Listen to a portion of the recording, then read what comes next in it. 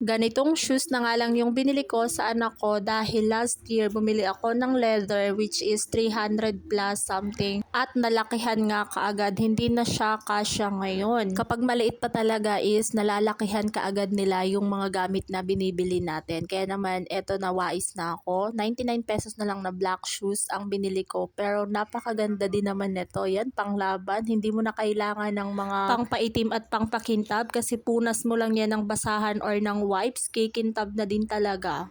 Shoota nga pala yung brand ng black shoes na ito and mapapashoota ka talaga sa gandami. Kapag sa bangketa or mga mall mo to binili, nasa 300 plus din siguro to.